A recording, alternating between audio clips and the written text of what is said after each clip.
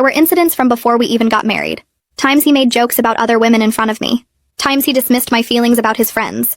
Times he compared me unfavorably to his ex-girlfriend. Seeing it all written out made me realize the Natalie situation wasn't a one-time thing. It was just the latest and most obvious example of something that had been happening our entire relationship. The next Tuesday, I was home alone working on my laptop when someone knocked on the apartment door. I looked through the peephole and saw Keith standing there holding an empty box. I opened the door with the chain still on. "You need to coordinate through the attorneys if you want to get your stuff." He pushed against the door. "I just need to grab a few things real quick. This is still my apartment too." I told him he couldn't come in, but he pushed harder and the chain popped off. He walked past me into the bedroom and started going through the closet, pulling out shirts and shoes. I stood in the doorway feeling my heart pound. "You can't just show up here whenever you want." He didn't even look at me. "I'm getting my property. You don't get to keep me out of my own home." I backed into the living room and grabbed my phone. I called Colton from the bathroom with the door locked while Keith banged around in the bedroom. Colton answered on the second ring and I told him what was happening. He said Keith just violated the separation agreement by entering without notice and proper coordination. "Stay on the phone with me until he leaves," Colton said. "If he tries to get into the bathroom or threatens you in any way, I'm calling the police." Keith finally left 20 minutes later with his box of stuff. The apartment felt contaminated after he was gone.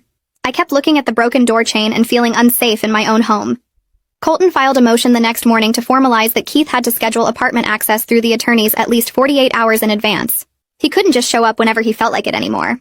The motion also requested that all exchanges of property happen with a third party present, or at the attorney offices.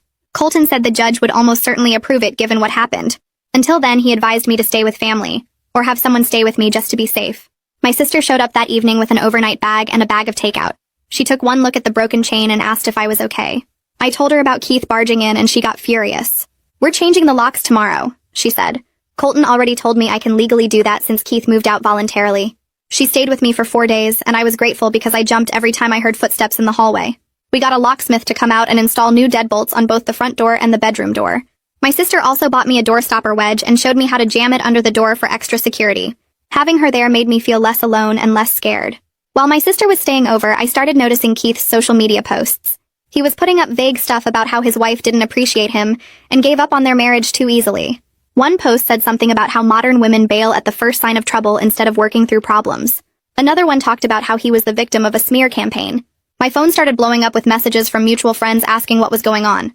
At first I thought about just staying quiet and not engaging. But then I realized I was doing the same thing I always did with Keith. Staying quiet to keep the peace and protect his reputation while he controlled the narrative. I decided to tell the truth instead. When people reached out asking about the divorce, I gave them the facts. I explained that Keith spent 6 months telling everyone he'd leave me for Natalie, including at family gatherings and dinner parties.